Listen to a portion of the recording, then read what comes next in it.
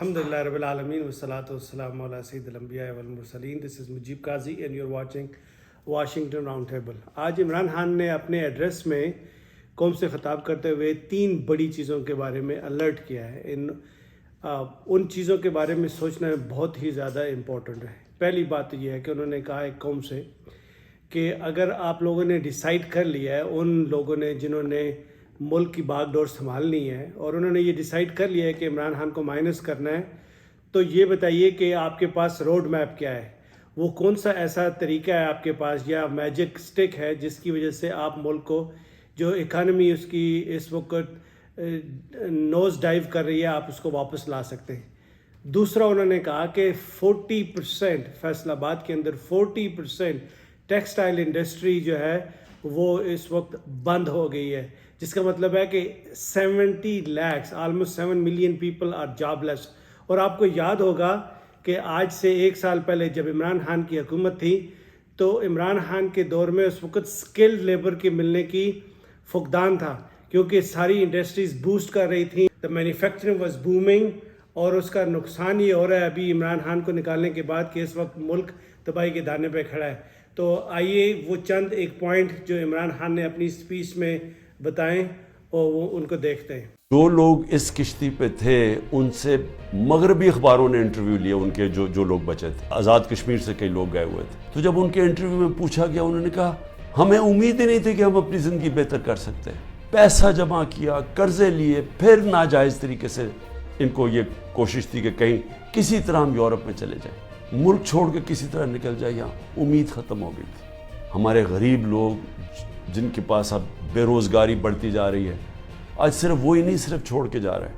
हमारे 10 लाख प्रोफेशनल मुल्क छोड़ के चले गए और जा रहे हैं। दौलत में जो इजाफा होता है वो तो सुकड़ के 6% से जाके नीचे चला गया है, 0.2%, कई कहते हैं उसे भी नीचे चला गया। इंडस्ट्री जिसकी वजह से टैक्स बढ़ता है, क्योंकि दौलत बनती है उसमें से टैक्स बनता है, मुल्क की आमदनी बढ़ती है, उसमें से एक्सपोर्ट्स बढ़ती हैं, डॉलर्स मुल्क में आए। वो जो इंडस्ट्री तेजी से बढ़ रही थी वो इंडस्ट्री तो नीचे चली गई है। टेक्सटाइल इंडस्ट्री जो सबसे बड़ी हमारी, जिसकी वजह से डॉलर मुल्क में आते हैं, अभी सेनेट हियरिंग के अंदर वो टेक्सटाइल इंडस्ट्री वाले लोगों ने सेनेट के अंदर जाके बताया है कि 40% पाकिस्तान की टेक्सटाइल इंडस्ट्री बंद हो चुकी है।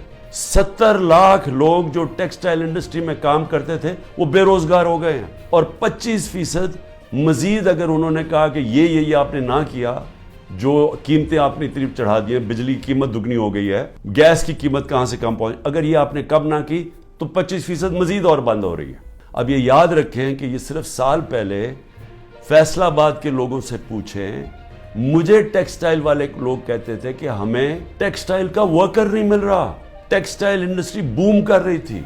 मुल्क में उम्मीद क्यों जा रही है लोगों की? क्योंकि इनके पास अब कोई रास्ता ही नहीं है इसको चेंज करने का। कोई भी रोड मैप होता है कि हाँ ये क्राइसिस आ गया, ऐसे निकलना कैसे है, सामने तो इनके पास कोई रोड मैप ही नहीं है। ऊपर से IMF के साथ समझौता नहीं हुआ, महंगाई भी बढ़ गई है, बेरोजगारी भी बढ़ रही है, यहां से लोग बाहर जा रहे हैं, प्रोफेशनल्स बाहर जा रहे हैं। जो एक मुल्क की रीढ़ की हड्डी होती है, जो मुल्क में प्रोफेशनल्स होते हैं, जब वो छोड़ के चले जाएं तो मुल्क आगे कैसे बढ़ेगा? किसने आके इंडस्ट्री लगानी है? और जब रुपया गिरता जा रहा है तो लोग डॉलर्स पकड़ के बैठ गए हैं, सरमायाकारी किसने करनी है? आगे तो कोई उम्मीद ही नहीं है। तो मैं आज ये सबसे पूछ रहा हूँ, ये जो हमारे ताकत में लोग बैठे हुए हैं, क्या उनको नहीं नजर आ रहा है ये क्या हो रहा है? और क्या इनका तो मुझे समझ आती है, ये NRO वाले ये जो सारे मिल के बैठे हुए हैं अपनी चोरी बचाने जो आए थे, क्योंकि इनका तो मकसद ही सिर्फ पैसा बचाना है अपना। लेकिन जिन्होंने मुल्क को बचाना है, जिनका जीना मरना इस मुल्क में है, क्या उनको नहीं नजर आ रहा ये क्या हो रहा है? और ये जो हरबे इस्तेमाल किए जा रहे हैं,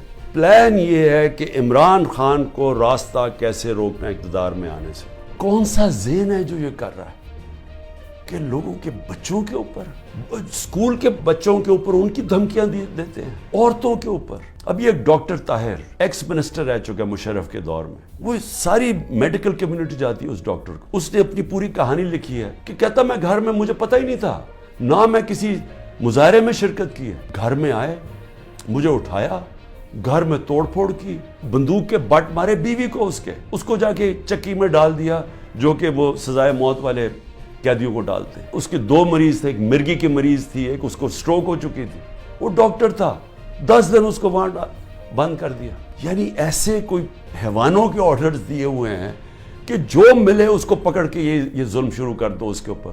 لیکن وہ بیوی کو پٹ مارنا اس کے زخم کیے ہوئے ہیں. اور اسی طرح سارے یہ کہانیاں آتی ہیں کہ گھروں میں بیویوں عورتوں سے, عثمان ڈار کی والدہ سے بدتمیزی, اس کو دھکے دے رہے ہیں. اس سے کیا حاصل کیا ہو رہا ہے, میرا یہ اگلا سوال ہے. 400 ہمارے ٹکٹ ہولڈرز پنجاب میں جن کو میں نے ٹکٹ دیا, تقریباً 400 ہیں, 40 صرف چھوڑ کے گئے ہیں. سب گھروں سے باہر ہیں, سب کی بزنسز کے اوپر اٹیک کر رہے ہیں, رشتہ داروں کے اوپر اٹیک کر رہے ہیں, بچوں پہ کر رہے ہیں کہ انہوں نے بچے باہر بھجوا دیے, لیکن وہ چھوڑ نہیں رہے. تو سوال میں یہ پوچھتا ہوں کہ یہ جو ظلم کر رہے ہیں اس سے کیا فائدہ ہو رہا ہے؟ جو بھی یہ پالیسی کر رہا ہے نا, اس پہ کوئی عقل نہیں ہے, اس کو کوئی پالیٹکس کی نہیں سمجھ, اس کو تاریخ کی نہیں سمجھ, وہ زیادہ پڑھا لکھا آدمی نہیں ہے, یہ کوئی احمق یہ چیزیں کروا رہا ہے. سوائے نفرت کے بڑھنے کے اور یہ ظلم کرنے کے, اس سے فائدہ کیا ہو رہا ہے؟ کیونکہ لوگ تو چھوڑ نہیں رہے ہیں. جو چھوڑ کے گئے ہیں, آپ نے یہ نہیں, مجھے نقصان نہیں پہنچایا جو چھوڑ کے گئے ہیں, آپ نے ان کے کریئر ختم کر دیے, آپ ان کی پالیٹکس ختم کر دی ہے. جو چھوڑ کے گیا اس کی پالیٹکس ختم ہے. اور یہ سوال پوچھیں گے کیوں نہیں چھوڑ کے جا رہے ہیں؟ ان کو پبلک کا پتہ ہے کہ جس وقت وہ چھوڑ کے گئے